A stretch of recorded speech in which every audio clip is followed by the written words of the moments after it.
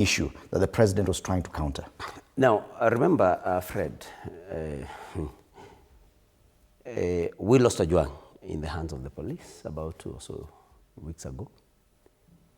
We witnessed the shooting of a mask vendor, Boniface Mwangi, whom I went to see yesterday.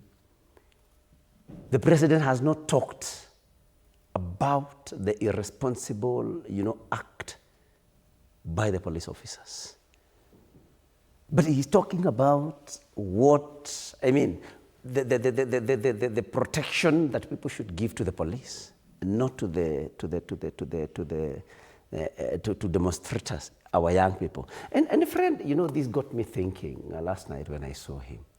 I'm told that the president studied, is it botany and zoology in undergrad? Because I do not want to talk about his, postgraduate studies, because I don't believe he actually went to class. I believe it's just something concocted.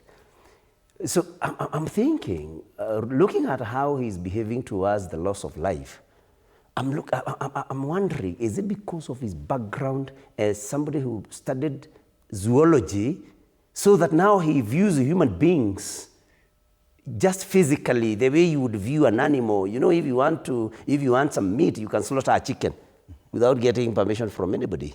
I don't know whether that is what zoology teaches. Just the physical person, the animal, you can slaughter a cow at will. And I'm wondering, is President Ruto looking at Kenyans and human life as just a physical, existence, without any, without any spiritual or any rights attached to this particular being? Because he has been very irresponsible. Yes, so there are serious concerns about the conduct of the police. Yes. And from the president's perspective, I'm sure he has enough information about what could be happening within the police service. Of course. For him to choose to address the police service, ideally it's because of something probably he was trying to address. We've seen quite a number of junior police officers arraigned for wrongdoing, for issues around police brutality. Some of the big names were expected among the ranks of the police to be in the list of those people to be charged for the death of Albert Ojwang were curiously missing. Yes. Do you think that probably the president was trying to appease the junior ranks of police officers by talking to them directly? Yes and no. Yes, because of course they are doing the dirty jobs for him, and I can tell you all the dirty jobs the police are doing, they are doing them for William Ruto. Because William Ruto feels very insecure, very threatened, and especially what prompted him to do the meeting yesterday, in my thinking, is the very, very real reality that Gen Zs could storm State House and probably flush him out of State House, which of course would be something akin the Arab Spring.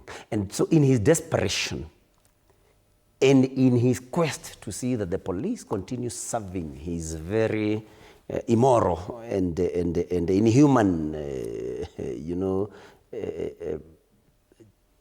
acts that he wants, but just to see to it that he retains his office, that he remains in power. I think it's I would call it an act of self-preservation. Okay. He feels threatened. But I think I would want to assure him that if I'm listening to the youth well, the youth, have no intention to remove him from power unconstitutionally. They just want to express displeasure with the way he's running the country, with the way he's misusing the police, especially in killing, unarmed youths who pose no threat. So it's a case of a desperate despot who thinks that the youth can remove him from office before 2027, and he thinks the only way he can do that is by using force. And who else can he use when he wants to use brute force? It's the police. And so he was actually giving the police yesterday a go-ahead to go and kill young people today. We've seen, Bonalote, the kind of criticism that has been directed towards the police service over the past few weeks. And in last year's events surrounding this same issue that we are commemorating 1 year later, the police were accused of being too brutal, on people. The president has not commented on the police for quite a long time. Why do you think he found it necessary